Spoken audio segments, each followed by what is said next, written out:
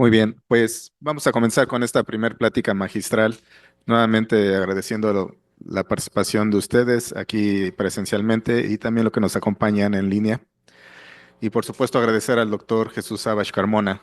Voy a leer una breve, aunque es difícil por la larga trayectoria que el doctor tiene, pero breve biografía. El doctor Sabash es ingeniero en computación por parte de la Facultad de Ingeniería de la UNAM. Cuenta con estudios de maestría en ingeniería eléctrica realizados en la Facultad de Ingeniería de la UNAM. Su tesis de maestría fue desarrollada en el Departamento de Ingeniería Eléctrica en la Universidad de California en Santa Bárbara. Obtuvo el grado de doctor en Ingeniería Eléctrica en la Universidad de Washington en Seattle. Es profesor titular en la Facultad de Ingeniería de la UNAM desde 1996 y desde entonces ha impartido diversas asignaturas del área de procesamiento de señales, de arquitectura de computadoras y de robótica en la licenciatura en el posgrado de Ingeniería Eléctrica y en el posgrado de Ciencias e Ingeniería de la Computación de la UNAM. Es autor del libro Diseño de microprocesadores. Además, ha escrito varios artículos en revistas y congresos nacionales e internacionales. En 1996, el Dr. Savage formó el Laboratorio de Biorrobótica, donde se hace investigación sobre robots móviles, realidad virtual, reconocimiento de patrones, inteligencia artificial e interfaces hombre-máquina. Allí realiza, junto con estudiantes de nivel licenciatura y de posgrado de la UNAM, diversos proyectos en colaboración con otras universidades nacionales y extranjeras, así como instituciones paraestatales. Es pionero del área de robótica móvil y ha obtenido importantes triunfos en concursos nacionales e internacionales en el área de robótica, a los que asisten continuamente los estudiantes de la Facultad de Ingeniería.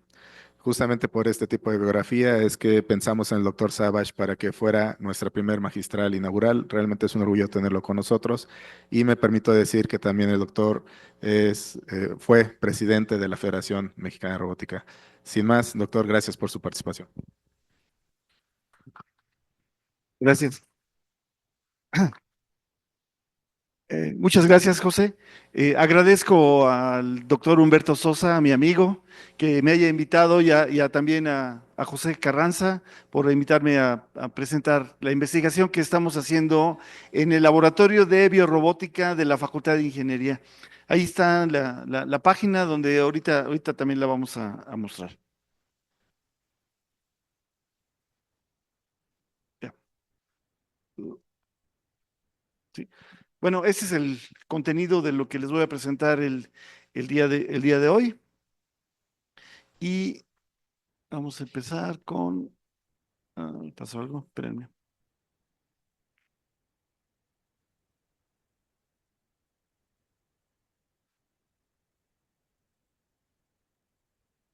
Ok.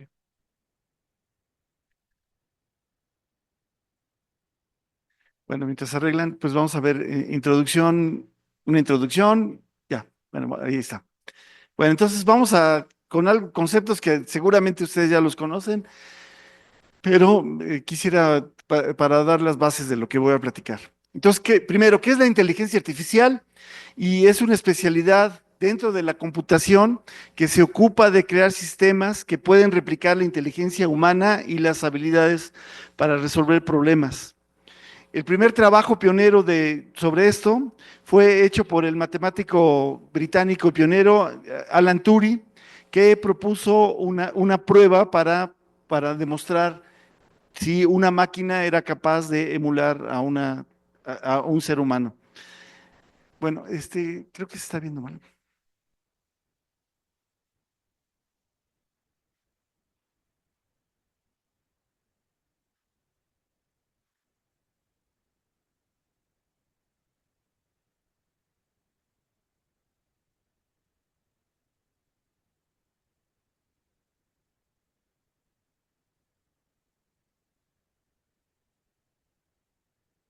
Ahí está bien. Sí.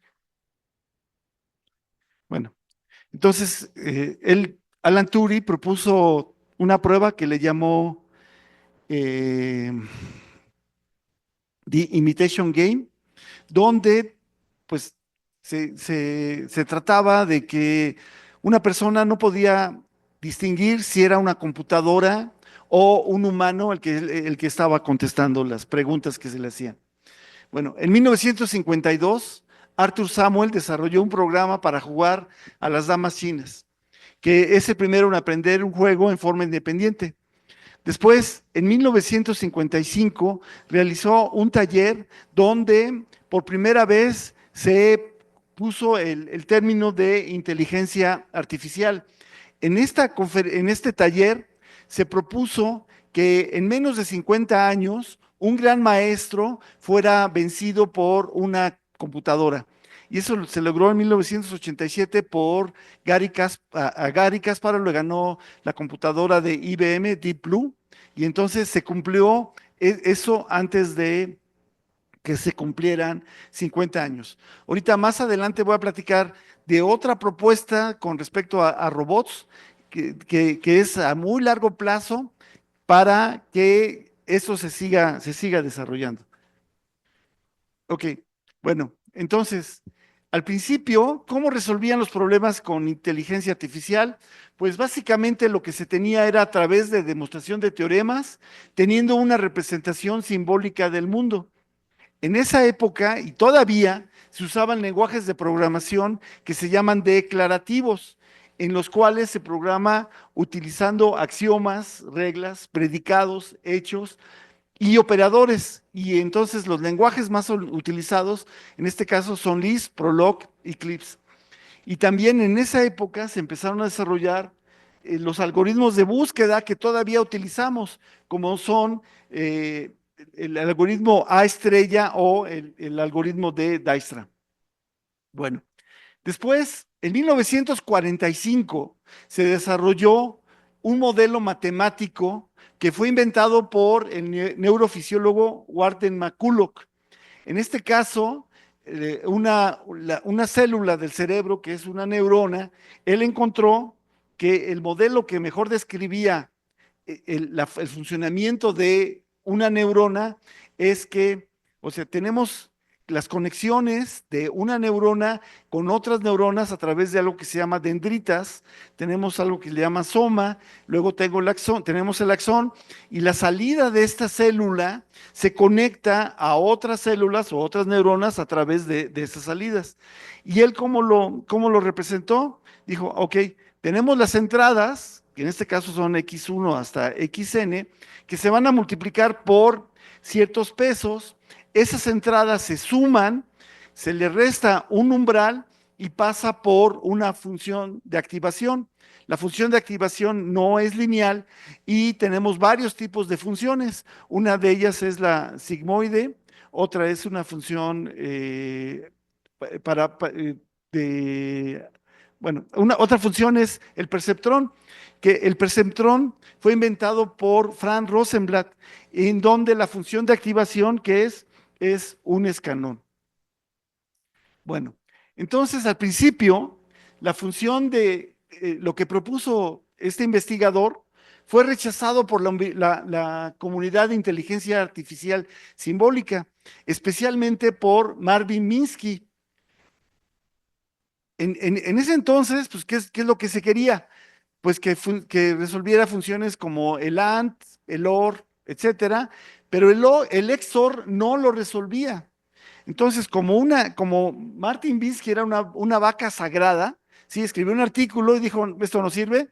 Entonces, pues muchos jóvenes investigadores dijeron, no sirve, ok, ya no sigo por este camino. Y entonces lo que pasó, que se detuvo durante casi 10 años el desarrollo de las redes neuronales. Cuando alguien vino y dijo, no, pues ¿cómo que no se puede? Sí lo pueden resolver este modelo, pero si conectamos varias neuronas, ¿no? Y entonces así aparecieron lo que se llaman las redes neuronales, ¿sí?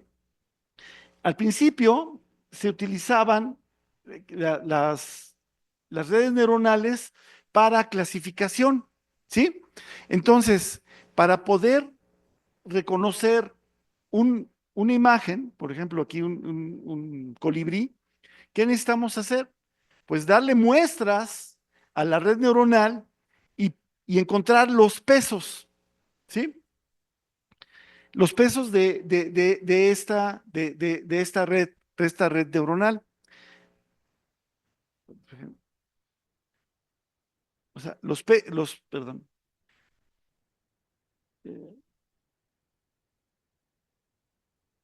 los pesos que tengo aquí para que me reconozca un colibrí o me reconozca un gato o un perro, necesito entrenar a la red neuronal. ¿Para qué? Para encontrar los pesos que hacen esto. Bueno, y no había un algoritmo que sirviera y se pudiera encontrar esos pesos. Y en los años 80 apareció el algoritmo de retropropagación para encontrar esos pesos.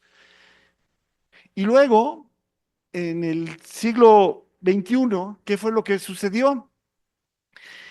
Que empezaron a tenerse redes neuronales, lo que les llamamos profundas, redes neuronales con muchísimas capas, ¿sí? Para poder entrenar esas neuronas, ¿qué necesitamos? Necesitamos muchísimas imágenes. ¿Y quién está proporcionando esas imágenes? Pues las redes sociales, ¿no? Cada vez que tu abuelita sube una foto de un gato, ¿sí? Esa red, o sea, esas imágenes, alguien las va a usar. O sea, cuando pensamos que usamos redes, por ejemplo, usamos Facebook, Twitter, bueno, X ahora, WhatsApp, etcétera, pensamos, son bien buenos, me están dando un sistema que es gratuito. Lo que está sucediendo realmente es que nos convertimos en un producto, ¿sí? Que estas empresas venden a las empresas que están generando estas redes. Entonces, bueno, con tantos datos disponibles en las redes sociales, y con los procesadores que se utilizan en los videojuegos, los procesadores gráficos o GPUs, permitió entonces poder tener redes neuronales gigantescas como el ChatGTP. Ustedes saben para entrenar ChatGTP, ¿cuántos servidores utilizaron? Utilizaron 25,000 servidores, ¿sí? Y cada servidor tiene dos GPUs, entonces usaron 50,000 GPUs.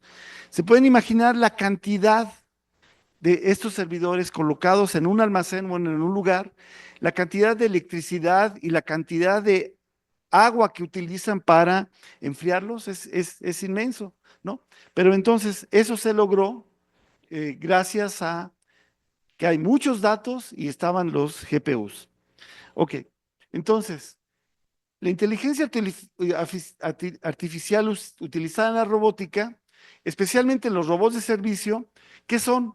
Los robots de servicio son sistemas de software y hardware que son autónomos o semiautónomos y que se encuentran en ambientes dinámicos complejos. Su autonomía consiste en la habilidad de poder tomar decisiones basados en una representación interna del mundo. Ellos ejecutan acciones y al ejecutar esas acciones cambian el mundo. ¿Y de qué áreas han surgido? Han surgido de la inteligencia artificial, el procesamiento de señales y la teoría de control. Últimamente también se ha utilizado algo de psicología, ¿sí? Por ejemplo, yo le digo al robot, robot, tráeme mis zapatos, y el robot me trae un vaso con leche, ¿sí? Entonces la persona que está dando la orden, pues ya está enojado, robot, te dije mis zapatos, no leche. Entonces ya cambió la entonación, la entonación de la voz de la persona. Entonces tenemos que saber cómo debe de reaccionar el robot para ahora atender la petición de una persona que está enojada. Entonces, los robots, ¿qué capacidades deben de tener? Deben ser reactivos, es decir, reaccionar oportuno y apropiadamente a eventos imprevistos y deben de saber resolver sus tareas por medio de planes. Bueno, ha habido varios paradigmas a partir de los años 60, donde por primera vez se pudo montar una mini computadora en una base móvil. Entonces, se empezó con lo que se llaman los modelos tradicionales. En los modelos tradicionales se tiene una representación del medio ambiente con una representación simbólica de los objetos de cada cuarto. Se planean las acciones y los movimientos utilizando técnicas de inteligencia artificial tradicionales en la búsqueda de redes topológicas. Entonces, aquí en este ejemplo, pues tenemos primero una representación donde mediría, por ejemplo, cada cuarto con quién está conectado. Entonces vemos que este cuarto está conectado por medio de un pasillo, este otro cuarto también por medio de ese mismo pasillo, etcétera.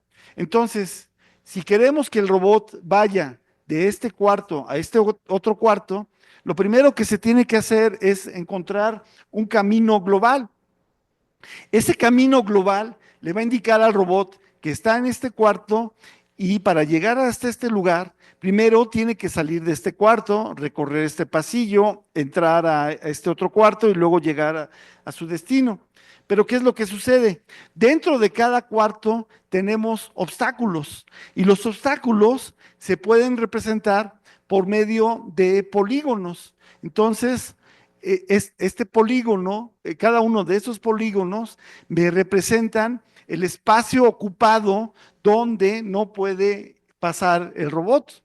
Entonces, agrandando los polígonos, engordándolos, podemos crear lo que se llama una red topológica. Entonces, en este caso, aquí tenemos, por ejemplo, este polígono, engordándolo, este nodo que tengo aquí, que engordado queda en este lugar, este nodo que tengo aquí, queda engordado, aquí este otro, etcétera. Entonces, para formar esta red topológica, lo que tenemos que hacer es encontrar si hay un camino libre de un nodo a otro nodo. ¿Eso qué quiere decir? Trazamos una línea recta y vemos que, por ejemplo, de este nodo a este otro nodo no hay ningún obstáculo que se oponga en un principio al movimiento del robot. Por ejemplo, de ir de aquí para acá, resulta que las líneas que me representan este polígono se estaría intersectando con la línea que tengo, que tiene la línea que tracé aquí se estaría intersectando con unas de las líneas del polígono. Entonces no hay un camino libre y entonces esa línea no se traza. Una vez que ya tenemos la red topológica, entonces para navegar de este punto a este otro punto, ¿qué es lo que tenemos que encontrar? Un camino libre, un conjunto de nodos que me lleven al destino. Bueno, entonces, por ejemplo, el robot puede decir, ok, llego aquí, me voy para acá, me voy para acá, me voy hacia acá, para acá, hacia acá, hacia acá. Si hace eso el robot, pues si encuentra este camino, quiere decir que está muy bien el camino. Pero el robot pudo haber escogido otro, pudo haber sido así, por acá, por acá, por acá. Ya está a punto de llegar y se regresa por acá, se va por acá, se va por acá, ya, se va así y está dando vueltas. Entonces, si eso hace un robot, ¿qué pensarías? Pues está tonto, ¿no? ¿Sí? O sea, es un robot tonto. Entonces, ¿qué le da inteligencia al robot? Escoger el mejor camino. Y entonces, eso nos lleva a tener algoritmos eficientes de búsquedas de redes topológicas. Uno de ellos es, por ejemplo, el algoritmo A estrella o el algoritmo de Dijkstra. ¿Ok? Entonces, en estos modelos tradicionales se tiene una organización serial. Si un módulo falla, todo el sistema falla. Entonces, este tipo de sistemas no es adecuado para entornos dinámicos ni para robots que presentan errores en el movimiento y sensado. Pero entonces, ¿en dónde se puede usar? Pues se pueden utilizar, por ejemplo, en un almacén, por ejemplo, los almacenes de Amazon, donde todo está controlado y no tenemos este tipo de problemas de que tenga entornos dinámicos y muy complejos. Ok, entonces, de 1966 a 1972, en la Universidad de Stanford, se desarrolló el robot Shaky, que fue el primer ejemplo de esta arquitectura. Aquí podemos ver este robot. Y fíjense que en esa universidad, en esa época, se desarrolló el algoritmo A estrella. ¿Sí? Bueno, luego tenemos el siguiente paradigma. El siguiente paradigma que son lo que se llaman los modelos reactivos. Este está basado en el comportamiento que tienen los insectos. No es necesaria una representación del medio ambiente. no utiliza planeación de movimientos y acciones y es adecuado para entornos dinámicos con errores en el sensado. Y está basado en comportamientos funcionando en paralelo.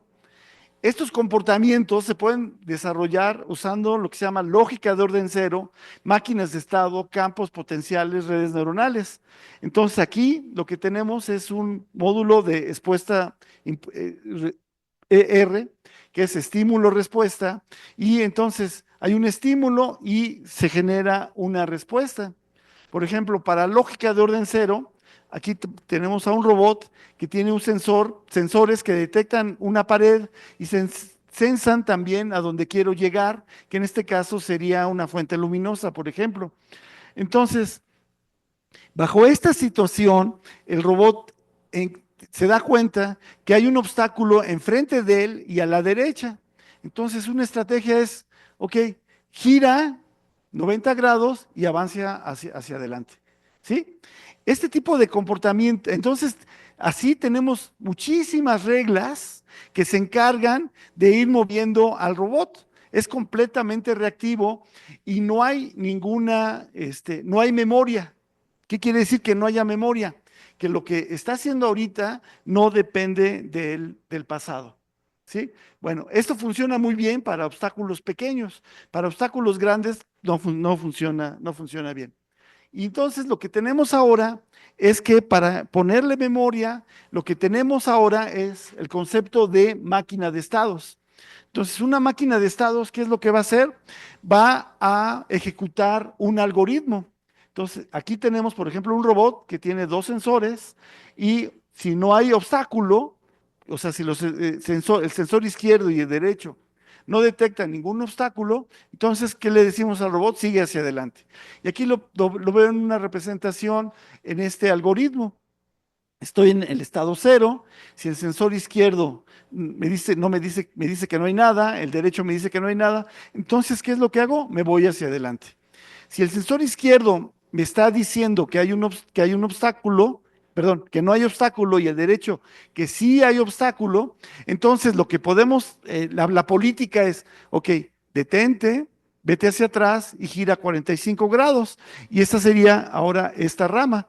Entonces, el sensor izquierdo me dice que no hay nada, el derecho me dice que hay algo, me detengo y después, en el siguiente estado, me voy hacia atrás y luego voy a girar hacia la izquierda. Si estuviera en este caso, donde el derecho, el izquierdo ahora me está diciendo que sí hay un obstáculo, entonces sería esta rama, me detengo, me voy hacia atrás y luego, perdón, me detengo, me voy hacia atrás y giro hacia la derecha, que sería esta rama. Y ahora, si tengo aquí donde los dos sensores están detectando el obstáculo, lo que hacemos, ok, nos detenemos, nos vamos hacia atrás, giramos hacia la izquierda dos veces para girar 90 grados. Cada giro son de 45, dos giros son 90 grados. Me voy hacia adelante dos veces y luego giro hacia la derecha dos veces. Eventualmente, este algoritmo, ¿qué va a hacer?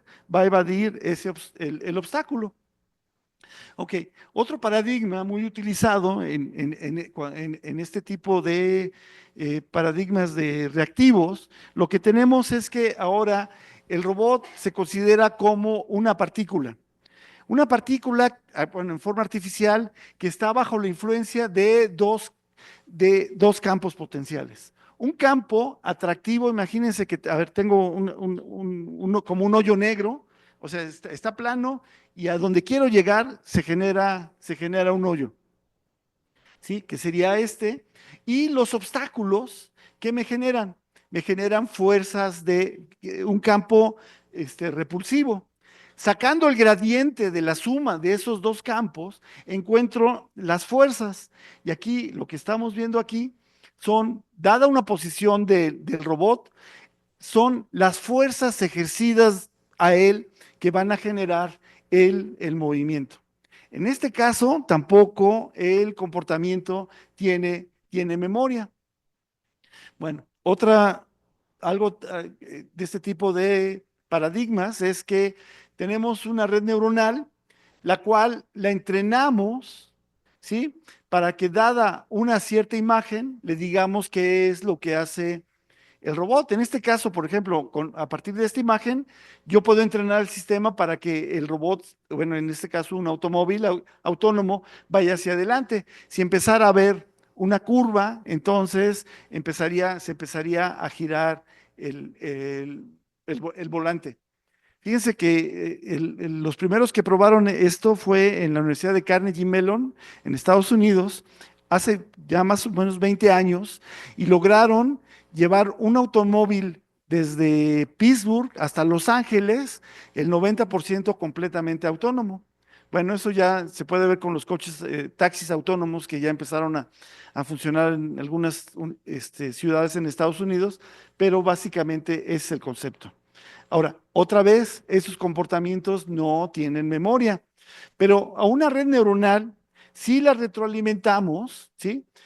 Si algunas de sus salidas las retroalimentamos al principio, al inicio, entonces con eso podemos construir máquinas de estado. Y entonces ahí tenemos que encontrar los pesos. ¿Para qué? Para poder ejecutar un algoritmo. Y lo que tenemos es que, fíjense, con las entradas y con el estado presente y con algunas de las neuronas voy a generar las salidas.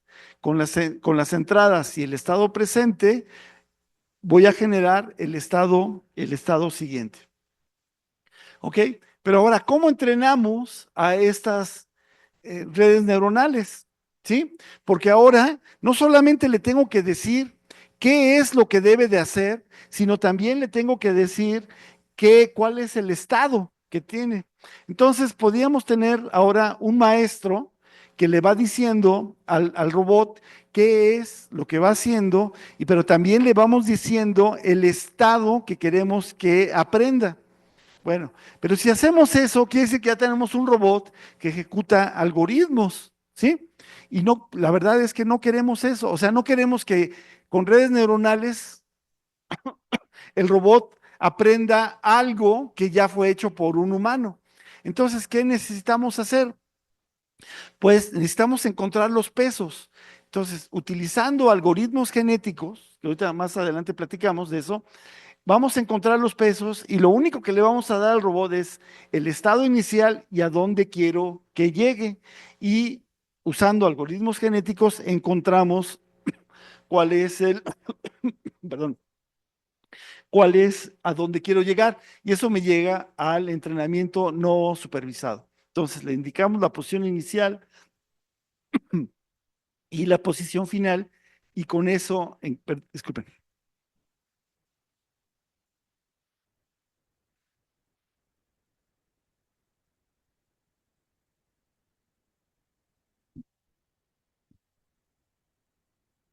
Y con eso encontramos que los pesos. Bueno, bueno, entonces aquí en este paradigma tenemos varios comportamientos que están en paralelo y un árbitro es el que decide qué es lo que se va a hacer. Entonces, por ejemplo, podemos tener con un campo potencial atractivo, un campo potencial repulsivo, una red neuronal, y al final de cuentas, un árbitro decide cuál es el comando que al final de cuentas va hacia el robot. Entonces, ¿quién propuso esto? Se propuso en los años 80 con un investigador australiano que estaba en el MIT, que se llama Rodney Brooks, y el primer robot que se tuvo era el robot Genghis, que era un robusto andador hexapodal. Rodney Brooks después fundó la empresa IO Robotics, ¿sí? Y es la empresa que produce el robot Roomba, no sé si lo han visto, el que trapea los pisos y los barre. Entonces, es el robot comercial que más se ha vendido, ¿sí? Y usan esas tecnologías. Bueno, el último paradigma, y es el que está de moda, es el paradigma basado en datos y cuestiones probabilísticas. Entonces, aquí lo que ya tenemos, pues es una cantidad inmensa de datos, otra vez que nos ofrecen las redes, ¿sí? Y entonces con eso podemos entrenar redes neuronales artificiales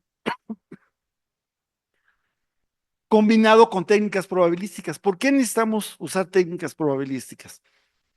Bueno, vamos a poner que el robot cuenta con sensores que le permiten determinar la posición de los objetos. Entonces aquí tengo un objeto, vamos a suponer que está a 1 metro, pero el sensor no me va a regresar el valor de 1 metro, perdón, me va a regresar el valor de 95 centímetros, ¿sí? Vuelvo a hacer la medida y ahora es 1.3, ¿sí?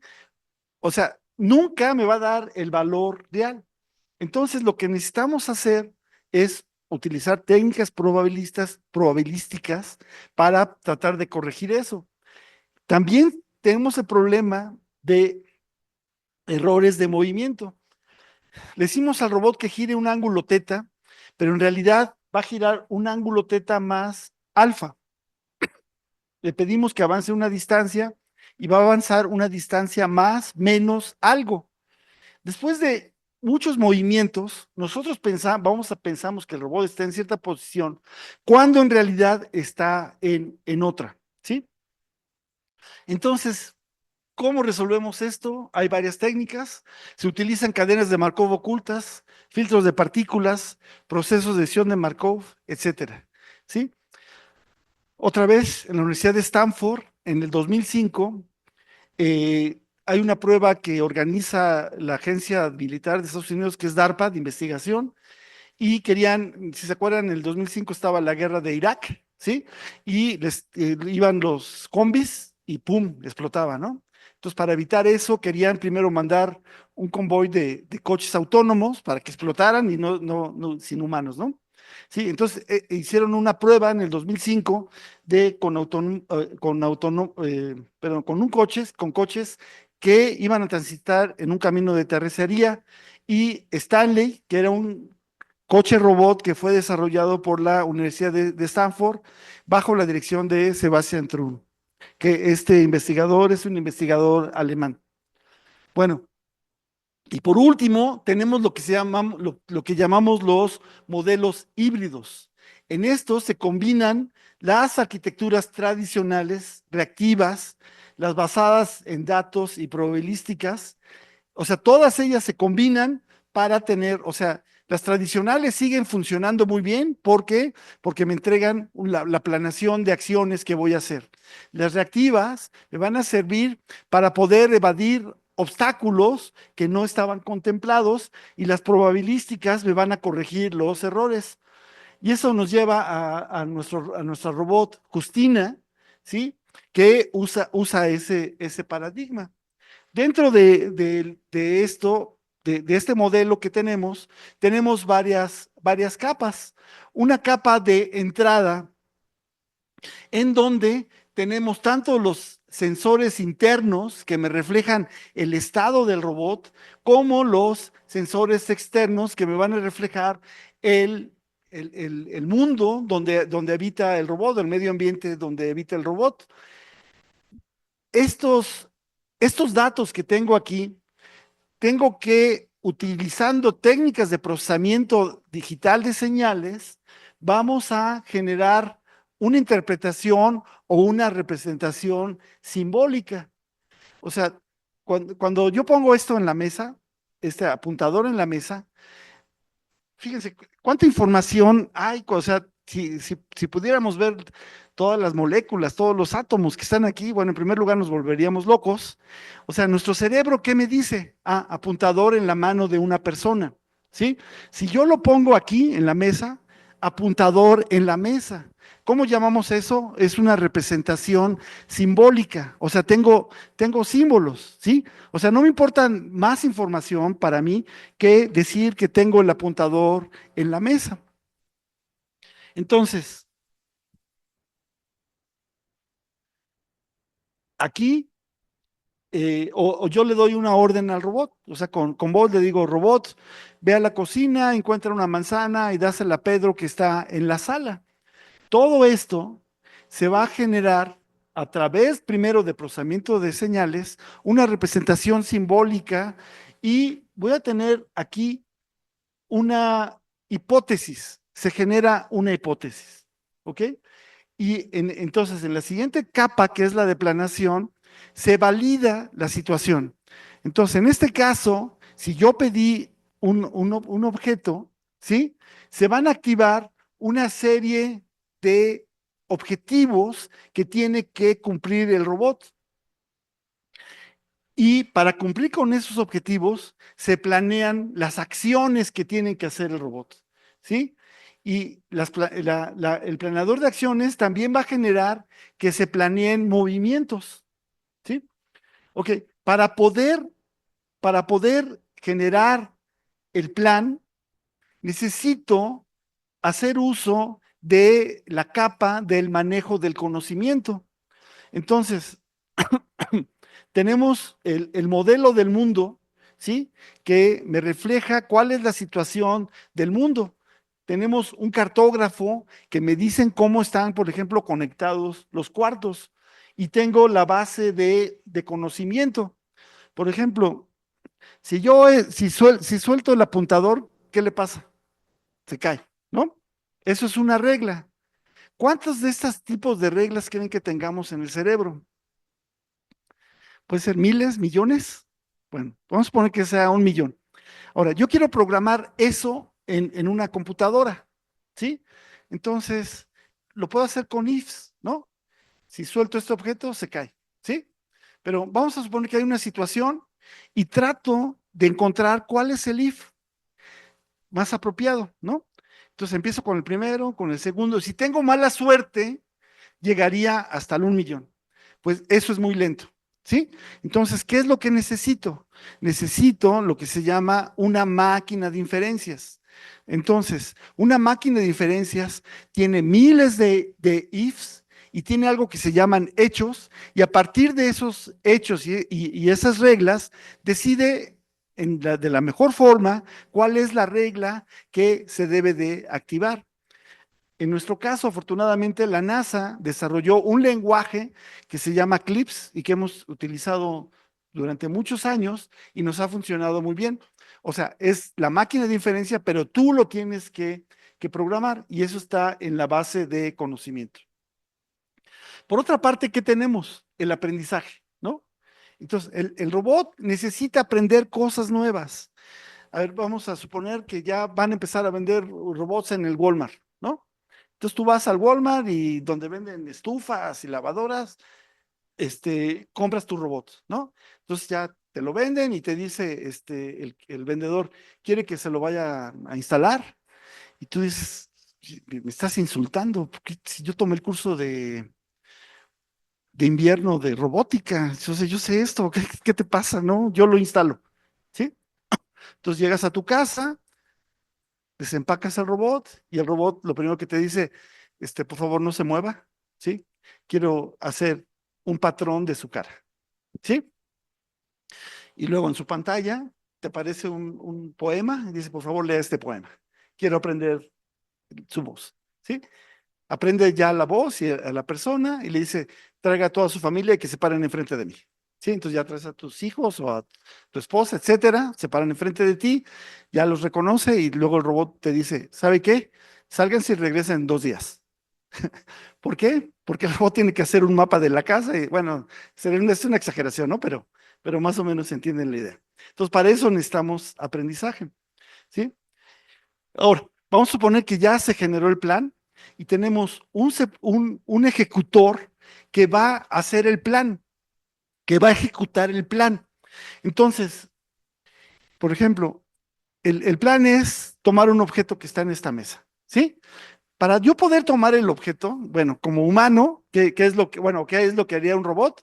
Primero, llegar a donde está el objeto, alinearme y con mi sistema de visión voy a encontrar las coordenadas X, Y, Z, donde se encuentra el objeto. Y ahora, si lo voy a tomar con un manipulador, necesito encontrar la cinemática inversa, es decir, cómo voy a mover los ángulos para poder tomar, para poder tomar el objeto. ¿Ok? Entonces, el plan, ¿sí? El ejecutor, ¿qué es lo que va a hacer? Ah, bueno, entonces ya tengo algoritmos que me resuelven parcialmente las cosas que tiene que hacer el robot. Por ejemplo, el sistema la parte esta de encontrar el objeto, entonces ya tengo el algoritmo que hace eso. El algoritmo que es capaz de tomar un objeto. El algoritmo que mueve el robot de un lugar a otro. Entonces, ¿eso cómo lo llamamos? Es el banco de procedimientos. ¿Sí? Fíjense, hasta aquí el robot no se ha movido. ¿Sí? O sea, el ejecutor tiene los procedimientos que va a usar y ahora sí, ya se lo pasa al robot. ¿Y qué es lo que sucede? Que luego el conocimiento que tenía el robot a través de su base de conocimiento, pues ya cambió. A lo mejor en una casa, si hay niños, a lo mejor hay juguetes tirados, hay un perro que pueden estorbar el movimiento del robot. Entonces, por eso tenemos los comportamientos, los métodos utilizando comportamientos que van a hacer que, por ejemplo, si hay un obstáculo que no estaba contemplado, el robot lo usa para evadir el obstáculo. Y por último, tenemos los algoritmos de control. Y eso es para controlar directamente los motores. Bueno, y aquí, ¿qué es lo que tenemos? Los actuadores. Y los actuadores van a hacer la operación ¿en quién?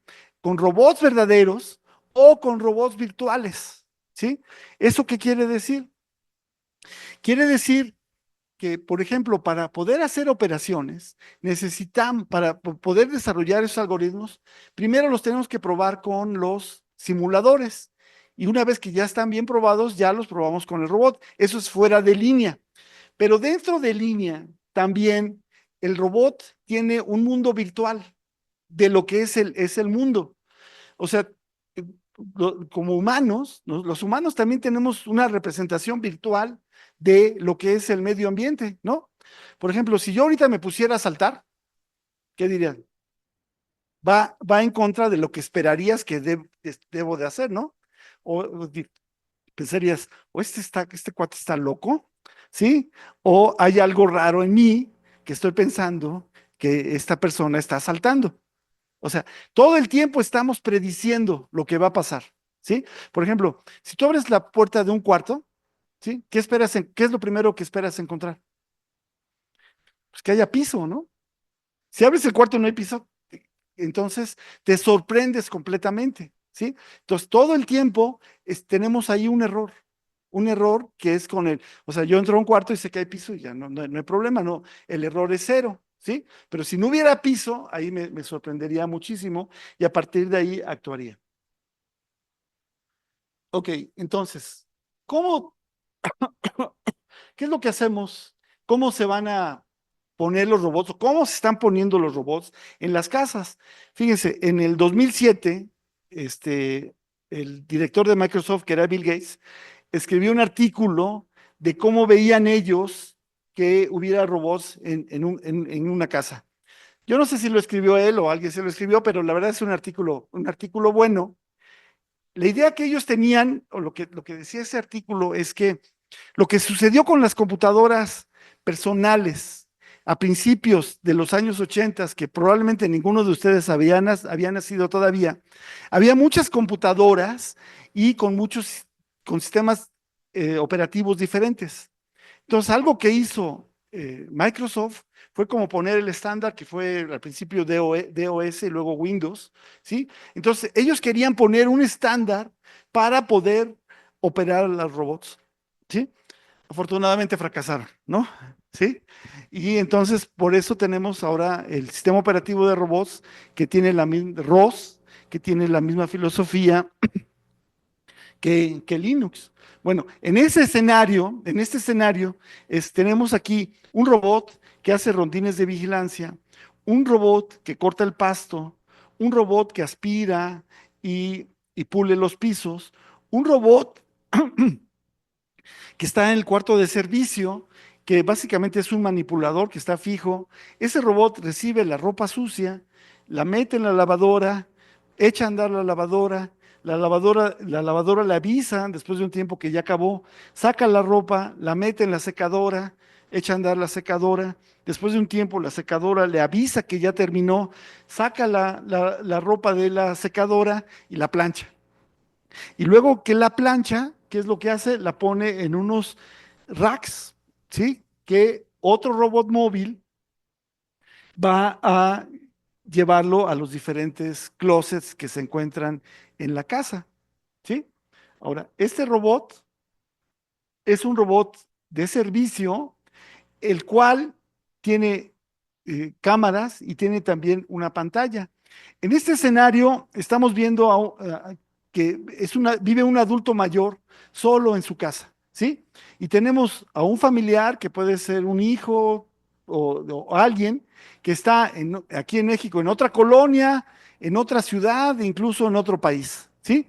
En la casa es una casa inteligente, la cual tiene sensores para detectar si una puerta está abierta, si se trata de abrir se trata de abrir y nos lo detectamos con sensores de acelerómetros, etcétera. Entonces, esta persona se conecta a la casa, ve las cámaras que tiene la casa y también ve la cámara que tiene este robot. Entonces, esta persona se da cuenta que el adulto mayor está en cama y ya es, no sé, a las 11 de la mañana. Entonces, con lenguaje natural, le pregunta al robot, oye, robot, ¿por qué no se ha despertado a mi mamá? Y el robot le contesta, no, no sé, señor, pero pues, y esta persona le dice, a ver, vamos a ver por qué no se ha despertado. Entonces, suponiendo que el robot estuviera por acá, manda al robot a este cuarto y el robot planea los movimientos. Para esto, fíjense, si este robot estuviera funcionando, lo tiene que evadir, tiene que entrar al cuarto, entra al cuarto y a través de la pantalla y en las bocinas del robot, esta persona habla y le dice, oye, mamá, ¿por qué no te has levantado? Dice, no, no me siento muy bien, creo que tengo un resfriado. Y esta persona le dice, ¿quieres que te traiga una aspirina? Sí, tráeme una aspirina. ¿Ok? Y entonces el joven le dice al robot, robot, llévale una aspirina a mi mamá. Entonces, para lograr eso, ¿qué necesitamos? Uno, la base de conocimientos del robot tiene que saber en dónde están las aspirinas. Por lo regular están en un anaquel en la cocina, o y si no son cuidadosos, en el baño, ¿no? ¿Sí? Vamos a suponer que está en la cocina, el robot planea los movimientos para llegar a la cocina, se acerca al anaquel y lo primero que tiene que hacer es abrir el anaquel. Para lograr eso, ¿qué necesita? Con su sistema de visión necesita encontrar la manija que abre el anaquel, la encuentra, pone el brazo, la jala. ¿Tá? Y entonces ahora tiene que encontrar la caja donde están las aspirinas. Por lo regular, esos lugares, ¿cómo son? Son oscuros, ¿no? Y además puede haber otros objetos encima de la aspirina. Entonces, el sistema de visión que debe tener el robot debe ser capaz de reconocer objetos que están parcialmente ocultos, ¿sí? Y con poca iluminación. Entonces, bueno, vamos a suponer que encuentra la caja de aspirinas, sa- saca el paquetito de aspirinas y tiene que sacar una aspirina. No sé si a ustedes les cueste trabajo, pero abrir los paquetitos estos de aspirinas, pero ¿qué usas? Los dientes, ¿no? ¿El robot tiene dientes? No tiene dientes. Entonces, ¿qué necesitamos hacer? Bueno, acondicionar todo para que sea fácil para el robot, ¿no? Que pueda tomar las...